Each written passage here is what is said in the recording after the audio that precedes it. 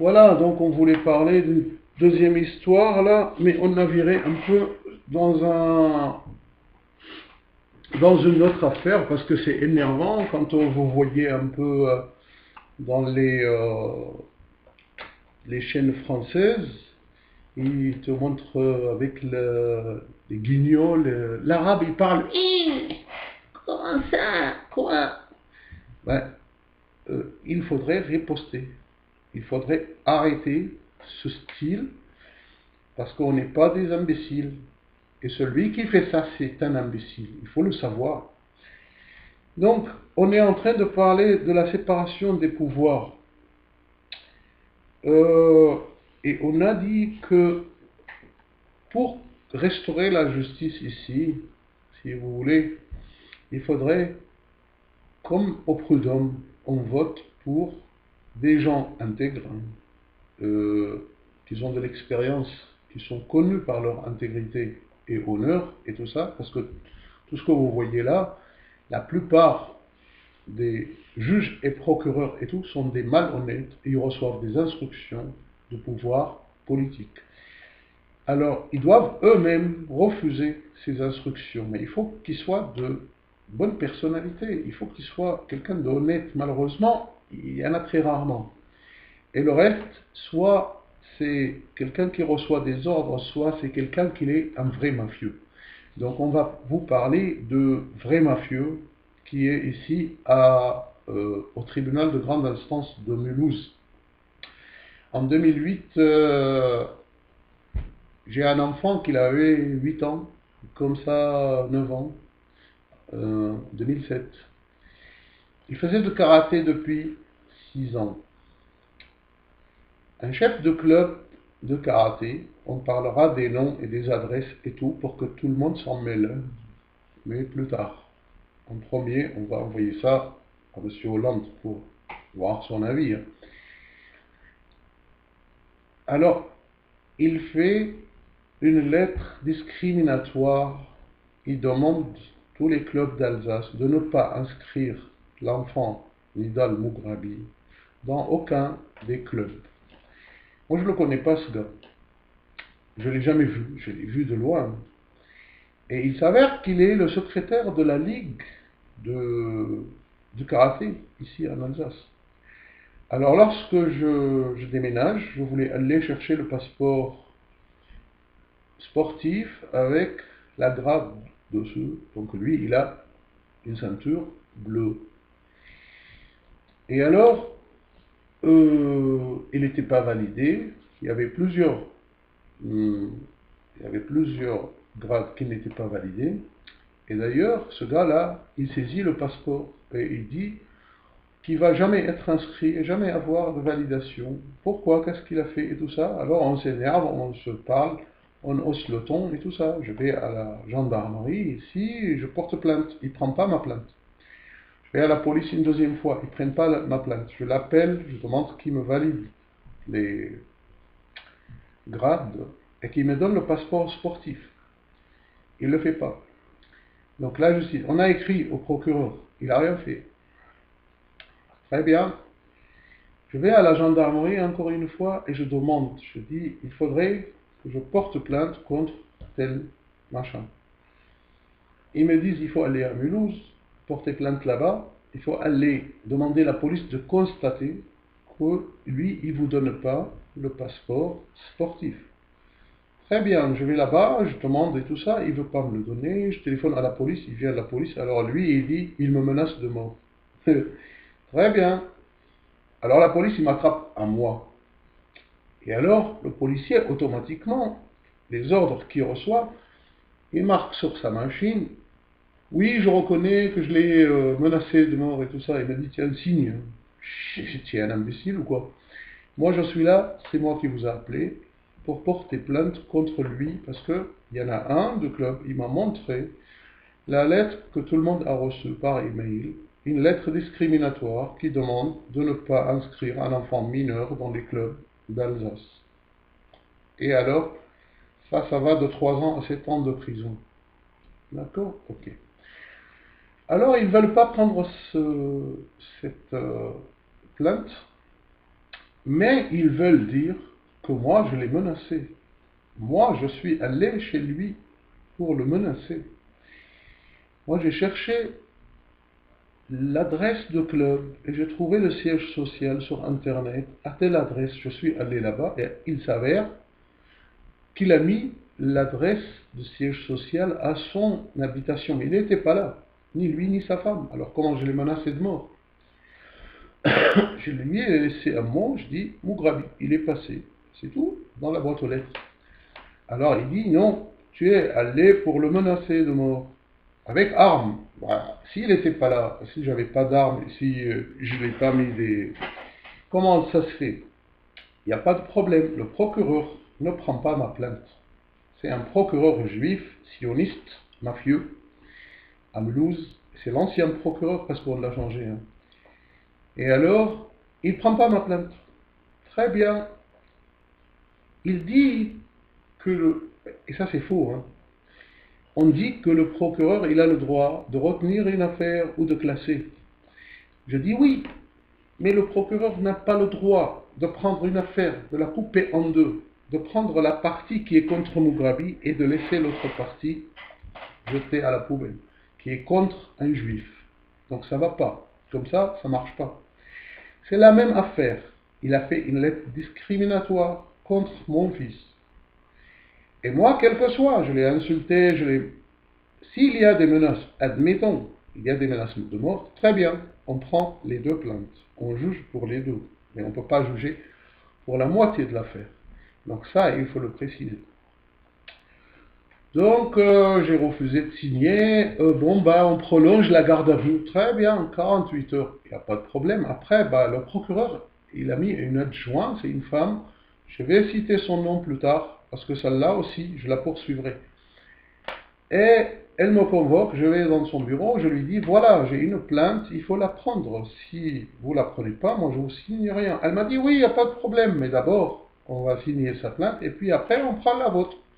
Très bien. Il a dit ça, machin truc, je dis non, je ne l'ai pas menacé, etc. Signé. Ici, j'ai signé, et hop, elle n'a pas pris la mienne. Malin. Elle est maligne. Mais je la poursuivrai, celle-là. Et j'ai fait une plainte contre elle. Très bien, au tribunal, je suis allé là-bas, je dis, comme on a parlé tout à l'heure de l'histoire de commercial, et moi je ne travaillais pas, et j'ai fermé mon entreprise, et j'ai pas d'argent, j'ai le droit d'avoir un avocat de défense. L'article 6 de la Convention européenne des droits de l'homme dit que tout accusé a droit de la défense. Hein. Ok, très bien. Alors, le rendez-vous de 31 octobre 2008, j'ai envoyé une lettre au président de tribunal. Je lui dis, j'ai une plainte contre cette personne, il a fait telle et telle et telle chose, et voilà sa lettre discriminatoire. Et le procureur n'a pas pris ma plainte. Et je vous demande de prendre cette plainte. Et aussi, je vous demande de désigner un avocat d'office, selon l'article 6 de la Convention européenne des droits de l'homme. Et je lui fais une petite mémoire comme ça, un petit mémoire qui détaille tous les détails et et le comportement notamment des policiers et des procureurs mafieux. Et voilà. Donc on attend qu'ils nous désignent un avocat et tout ça. Donc la justice ne répond pas. C'est une lettre recommandée, j'ai la preuve. La justice ne répond pas et juge en mon absence 1000 euros d'amende et 1000 euros de dommages et intérêts pour le malfaiteur qui a fait la lettre discriminatoire contre mon fils. Et il dit, ça c'est très joli ça, il faut le voir, ils disent que c'était menace de mort qualifiée. Vous savez, ça veut dire quoi qualifiée? Ça veut dire que vous avez une arme, et vous êtes allé, vous l'avez menacé de mort et vous avez réalisé. Vous avez fait l'acte avec arme. Comment c'est qualifié s'il n'était pas là? C'est ce que je ne comprends pas. Comment c'est qualifié si je n'ai pas d'arme? Comment c'est qualifié? Comme ça.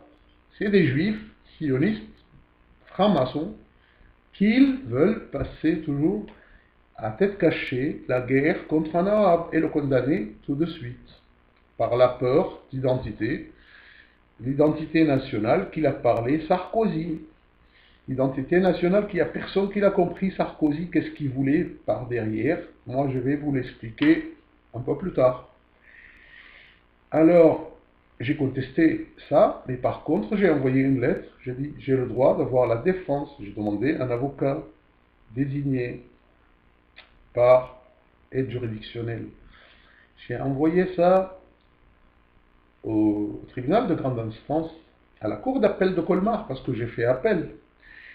Bizarrement, le président du tribunal de grande instance, ce mafieux-là, il confirme qu'il y avait un avocat désigné et présent dans le tribunal le jour le 31 octobre 2008, à ma défense.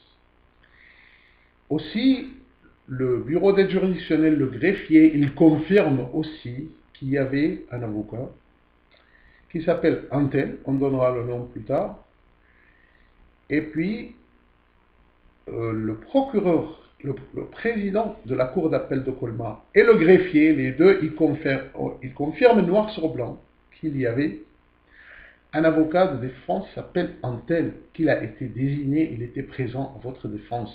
Alors, j'ai pris le papier et le stylo, j'ai envoyé une lettre à cet avocat.